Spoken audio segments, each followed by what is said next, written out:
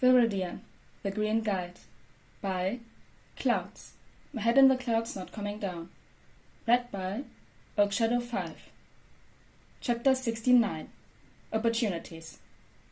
Summary. The fallout of the entrance exam. Shota watched the exam in shock. With how insistent Viridian was that he couldn't be a hero, the UA entrance exam was the last place he'd expected to find him, and yet he was currently watching a kid with an extremely distinct fighting style blow through robots like they were nothing. It was surreal, and Shota really wanted to get his hopes up and run down to the field so that he could arrest the kid as soon as the exam was over, but he couldn't help the nagging realization that a few things just didn't match up.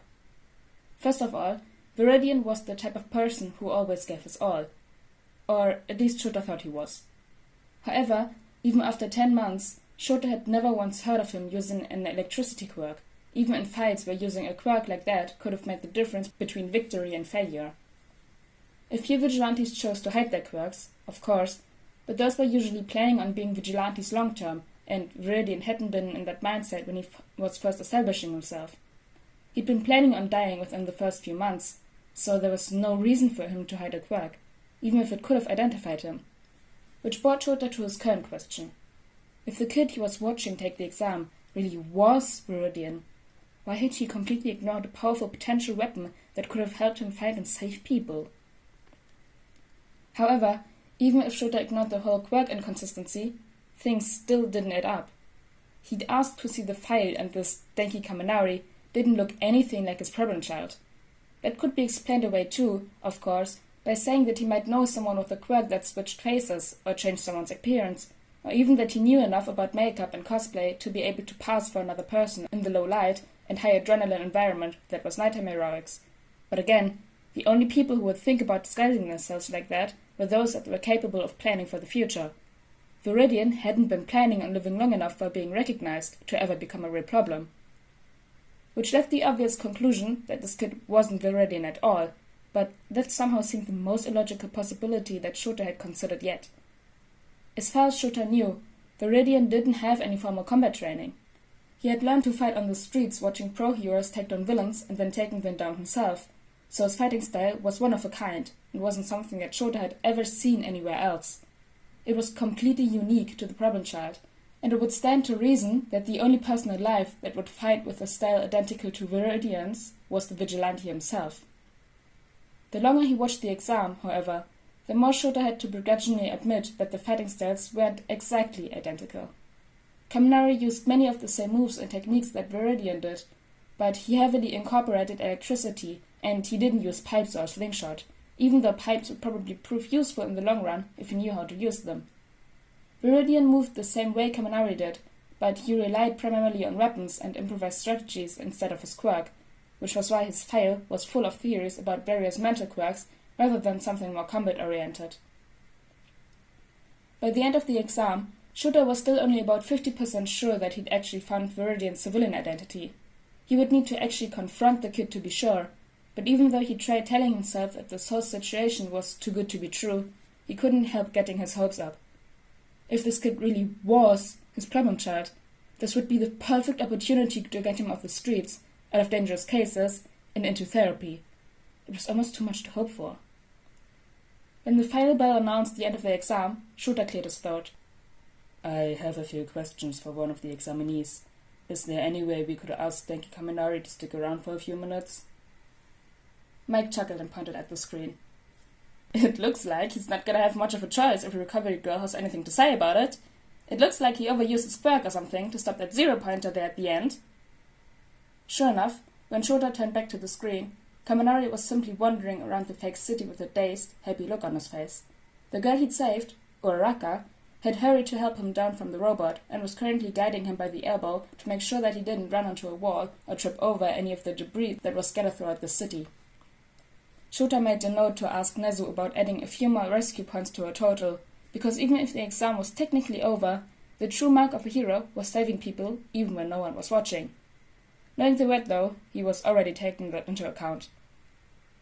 The whole situation was yet another strike against him being Viridian, though. There was a reason that Shota had deemed him a problem child, after all, And he knew better than most that the kid often ran into fights he wasn't prepared for and pushed himself past his limits to win. And yet, with as many times as he would have sworn that Viridian was inches away from death, he'd never seen the vigilante wandering around dazed like that, even after the worst fights. The closest he'd ever come to that state, as far as Shota could remember, was the time he'd gotten a concussion while fighting that crab villain. "That move he did with the zero-pointer was extremely impressive," Ahmed noted. "He took down a robot larger than most buildings with a single move, which shows not only power, but an extraordinary level of control. Is that why you're taking a special interest in him, Aizawa?" Shota shrugged. "I'm not taking a special interest in him. He's just got potential, that's all." He didn't want to say anything about his suspicions until he was actually sure, but Shota could tell that Nezu had already put together the real reason why he was interested in the kid. It wasn't as if the rat was being subtle. Aizawa knew Nezu was running the probabilities of them discovering Viridian's identity just by the mischievous twinkle in the rat's eyes as he passed Kaminari's open file over to Ahmed, who took it with interest. Shota scoffed and turned away. He needed more coffee. He didn't agree with Nezu's decision to add Ahmed to the staff, but so far, the man hadn't done anything to purposely piss him off. Despite his lack of teaching credentials, he seemed honest enough, if a little clueless about how school and teaching actually worked. Shota's biggest concern, however, wasn't Ahmed's teaching skills, even with how dismally insufficient they were. No. Oddly enough, his biggest concern with Ahmed teaching at UA was his connection to Alpha 1. After Tsukauchi had let slip that Alpha 1 was the villain that had forced Ahmed into a pseudo-retirement, Nezu had agreed to set up a meeting with all four of them so that Shota could learn everything he knew about the symbol of evil. Ahmed had apologized profusely for misidentifying his nemesis as dead, which Shota appreciated, even if it didn't do much good, but he hadn't been able to share much more about Alpha 1's quirk than Viridian had uncovered. What he had done was point Shota in the direction of his old mentor, Gran Torino, who had been a little more knowledgeable about Alpha 1's history, if nothing else. If Shota had to describe the old geezer, it would be as if someone had combined Shota's logical ruses with Miss Joke's pranks in nature and given the result dementia. The fact that Ahmed seemed terrified of him was just the cherry on top. He'd actually been having a very odd cup of tea with the geezer and picking his brain about Alpha 1 when Endeavor had decided to go on his rampage. He regretted not being there, but he stood by his decision to go and chase the lead. They had had no way of knowing when or where Endeavor would show up, so Shota had decided to chase the most solid lead and hope that it would be enough to find the villain factory before things hit the fan. Obviously, it hadn't been enough. Endeavor had chosen the worst possible timing, especially considering that the hero's main plan for dealing with the modified Endeavor was having Shota erase his quirk. If Viridian hadn't come prepared with a plan that didn't use erasure, there would most likely have been a lot more casualties that night. Thankfully, it appeared the experiments weren't as far along as Viridian had feared, but information on Alpha 1 was lacking. Shota felt like there was something Ahmed wasn't telling him. He'd hoped that Gran Torino would be a little more forthcoming, but there was no luck on that front either. Shota couldn't even blame it on the fact that he'd had to rush out of their last meeting, because even though they'd had several follow-up phone calls since then, Gran Torino still only shared the most basic information and seemed to be keeping something to himself. It was beyond frustrating. He'd brought up his concerns with Nezu, but the rat was as infuriatingly cryptic as ever and just told him to trust the symbol of peace. Shota thought that was completely illogical, but there wasn't much he could do. Still, he hoped for everyone's sake that Viridian was wrong and Alpha 1 wasn't behind the villain factory after all, because it was one thing to have the symbol of peace come and impart his knowledge and experience to the next generation, but it was another thing completely to invite in someone with a dangerous nemesis into a school with children who couldn't defend themselves yet and risk painting a target on all of their backs. Shota groaned and stretched as he stood and started making his way down to Recovery Girl's office.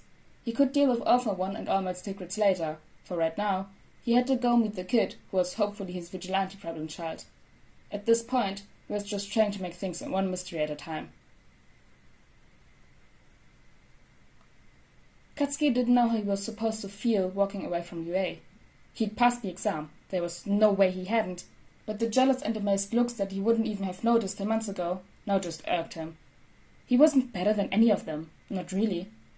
Yeah, he had a strong quirk and he trained hard with it, but he'd made a lot of mistakes too, so who was he to take a spot that could have easily gone to any of them? He shook his head and tried to ignore those feelings.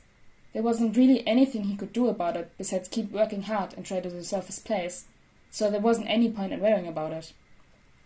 He'd done his best, and he knew that Ogawa would be insufferable about it if he was there, but the stupid octopus would have to settle for Katsuki saving his dumb ass, since he'd been stupid enough to go and get himself disappeared. Katsuki tried not to wonder if Izuku would be proud of him too. If he hadn't been such a jerk, the nerd would have been able to be there himself. Katsuki tried to ignore everyone as he made his way toward the gates, but just as he was walking through the courtyard, he noticed another examinee that looked familiar for some reason, and it took Katsuki a few seconds to place him. The kid had purple hair and was tall and lanky, not that it was that noticeable with the way he was slouched, and he seemed to be absolutely pissed, which probably meant that he hadn't gotten enough points to pass. It was the eye bags that gave him away, though. It was hard to completely forget about the first kid he'd really saved. "Hey!" Katsuki called out to him. "You're that one kid? I told you that you didn't have what it took to be a villain." The kid turned around and glared at him. "Yeah, well, it looks like I don't have what it takes to be a hero either. Sure, I can try again at the sports festival, whatever, but what's the point when even the test is designed to make sure I fail?" Katsuki ignored the glare. It was his default expression, so it was probably this kid's as well. Goodness knew how pissed off he'd be if he had to deal with people calling him villain every day. "So you're just gonna give up? I don't know, that seems kinda weak." "Like you would know." Alex turned and started walking away. "I heard what the other kids said about you, Bakugo. Explosions. Your quirk is absolutely perfect for being a hero and destroying stupid robots to get points. You've never had to work a day in your life to get your dream, just because you were born lucky. You get to be a hero just by existing." Katsuki suddenly fell onto a step beside him. A part of him wanted to tear into this kid. Shinso? Was he remembering the name right? Anyway, who did Shinso think he was to judge what Katsuki had and hadn't done? He'd worked hard for this dream, damn it. Another part of him, however, knew that Shinso had a point. Katsuki had never been bullied or told he couldn't be a hero. His quirk was perfect, and it had opened as more doors than it had closed. He couldn't possibly understand what Shinso had gone through his whole life, and how it felt to work that hard, only to fail at the moment when it truly mattered. But still, that didn't give Shinso the right to discount everything Katsuki had done to get to where he was. He was quiet for another long moment before he finally spoke, almost too quiet to be heard over the noise of the street as they left the gates behind. "You don't go from being a bully to being a hero without a whole lot of work." Shinso stopped and stared at him for a long moment as he processed that, but he obviously didn't know how to respond to it, because he ended up just shaking his head and falling into step beside Katsuki again. He couldn't blame him for not having thought of it like that. Just like Katsuki had never been bullied, Shinso had never been a bully. He didn't know just how much Katsuki had had to fight to leave all that behind and be more than just another jerk whose quirk let him get away with anything. He'd never had to uproot everything he used to be to become who he wanted to be. There was a difference. Wanting to get away from that sole subject, Katsuki looked Shinso up and down. "You've put on a little muscle since the last time I saw you. I'll give you that, but did you even think of learning how to fight?" "My quirk." Shinso started like that would explain everything, but Katsuki cut him off. "Won't always be there for you," Katsuki said. "Even my perfect quirk has limitations, dumbass. I sweat nitroglycerin. What am I supposed to do in the cold, huh? If you really want to be a hero, you gotta know how to fight." They were getting close to the train station, and Katsuki knew they'd be getting on different trains. He considered just leaving the kid now and never looking back. It wasn't like Shinso was Katsuki's responsibility or something. It was his own damn fault he'd failed the exam. He could have trained harder, but... Katsuki silently groaned. He could practically hear Amplifier's voice in his head, smugly reminding him of that stupid final lesson. Find a way to pass it on. If Ogawa were there, he'd probably take the stupid kid under his wing, the same way he'd taken on Katsuki, wouldn't he? Katsuki finally huffed, scribbled something on a receipt he dug out of his pocket, and shoved it into Shinso's hand. "Meet me at this address at noon on Saturday. Don't you dare waste my time, got it?" Shinso stared at the paper suspiciously. "What are you gonna do?" "Isn't it obvious?" Katsuki put his hands in his pockets and stalked off. "I'm gonna teach you how to fight." By the time Denki started feeling like himself again, pretty much everyone had already left the infirmary. Recovery Girl was doing some paperwork at her desk, and Denki grimaced apologetically as he gathered his things that someone had obviously been nice enough to bring from the locker rooms. Thanks for taking care of me. It's no problem, dearie, Recovery Girl said kindly. It's my job to make sure students here are kept safe, especially when they get quirk exhaustion. I hope I wasn't too much trouble, Denki laughed. I can be a total idiot when I fry my brain like that, you know. I've had friends send me too many dumb recordings, so... You mostly just babbled nonsense, a gruff voice said behind him. But President Mike does that when he's at full capacity, so I don't think you have anything to worry about. Denki yelped and spun around. He hadn't known anyone else was still in here. Sure enough, however, there was a guy that looked like an annoyed hobo, rubbing at his ears as he crawled out of his sleeping bag. Seriously, did you have to scream? Denki looked between the hobo and Recovery Girl, who didn't seem fazed by his random appearance. I'm sorry? Don't tease the young man, Aizawa, Recovery Girl scolded. Don't pay him any mind, dearie. He just enjoys scaring new students, but I suppose everyone needs a hobby. Aizawa rolled his eyes and turned back to Denki. That's a nasty quirk drawback you've got. Yeah. Denki rubbed the back of his neck nervously. I've been trying different ways of fighting so I don't run into my limit, so I haven't actually fried my brain like that in a while. I'm alright, though. It's been happening since my quirk developed, so I'm totally used to it. It's like a natural high, right? Not that I do drugs or anything like that. Just, like from what I've seen on the internet, it's kinda similar. Denki smiled awkwardly as Aizawa gave an amused huff. Well, you're going to have to keep training. Once you're a pro hero, there won't always be people around to make sure you don't hurt yourself like there was today. You can't be a good hero if your plan is to make yourself a burden on your teammates. Now get going before your parents get worried. Yes, sir. Denki nodded frantically and bowed to Recovery Girl before running out of the infirmary. Thanks again. Thank me by not getting injured again, Recovery Girl yelled after him. Recovery Girl waited until the door swung closed behind Kaminari before turning back to Shota. It's not him, is it? Shota stared at the door the kid had just thrown out. No, it's not. Their personalities are too different, and Viridian wouldn't have been able to hide it if he'd recognized me. Not to mention the fact that I can't sneak up on Viridian anymore. Kaminari's situational awareness doesn't even come close. He'd have to keep an eye on Kaminari, though. After talking to him, Shota was fairly certain that he wasn't a vigilante, but that didn't mean he didn't have some sort of connection to Viridian. With such a distinct fighting style, they had to at least have come in contact, and when Kaminari mentioned he'd been training, he hadn't made any mention of what he'd been doing or who he'd been training with. Shota could have pushed, maybe even could have asked who trained him, but without knowing their connection, he had to assume that whenever he asked, Kaminari would eventually get back to Viridian, and he couldn't risk a problem child panicking and disappearing again. Still, though, even if Kaminari wasn't Viridian, he might lead them to the kid who was, or even convince Viridian to turn himself in willingly. There's one other thing I think you should be aware of, Aizawa, Recovery Girl said seriously. I had multiple students across all exam sites complain that they were worried about getting stung by other bees hanging about. Toshinori hid awkwardly in one of the side hallways as he waited for the student that Aizawa had pointed out to pass by on his way out. The two of them might have very different approaches to heroism, but despite Aizawa's obvious dislike of him, Toshinori couldn't help but respect the man's opinion. He had an amazing reputation as a teacher and a good eye for potential, something that Toshinori, in his current predicament, wished was true for himself. Nizu had told him to be patient and get to know the students before worrying too much about picking the right successor, but every scolding he got from Recovery Girl just reminded him that he was running out of time. If Aizawa was taking an interest in a particular child, however, then there was a good chance that the boy had what it would take to become the next symbol of peace. Not that Toshinori was entirely relying on his co-worker, of course. Young Kaminari's performance in the entrance exam had been more than enough to impress him on its own.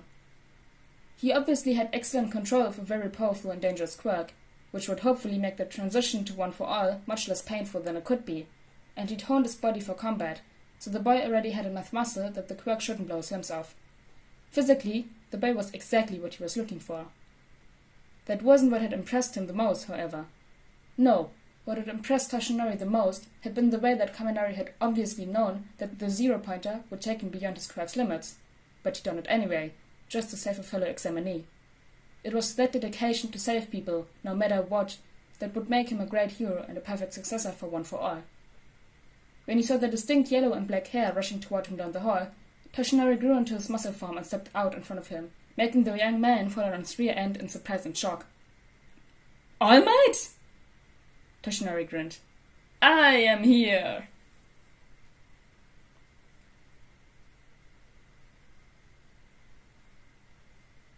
Oh, wow, this was a really long chapter. I thought it would be shorter. This chapter was really good. Oh my gosh, like the aftermath of the exam. And like, the bees? Excuse me? There are bees on the exam sites? What? But anyways, guys, I hope you all enjoyed chapter 69 of Viridian the Green Guide, and I'll see you all next time. Bye! Hey, outtakes. When the final bell announced the end of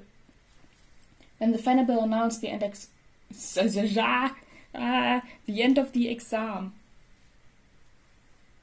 That move. Wait, no! Oh my gosh, no.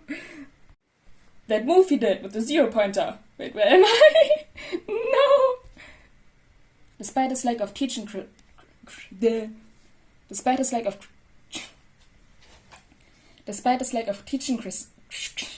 credentials. I can't talk.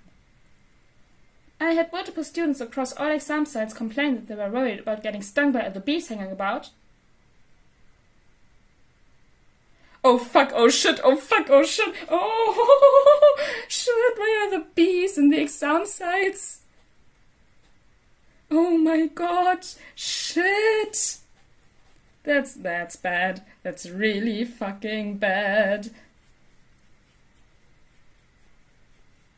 I've had friends send me too many dumb recordings, so you mostly just babbled nonsense. That's so dumb. Oh my god. No, just imagine Isa was standing there, opening his mouth and talking in Recovery Girl's voice. No.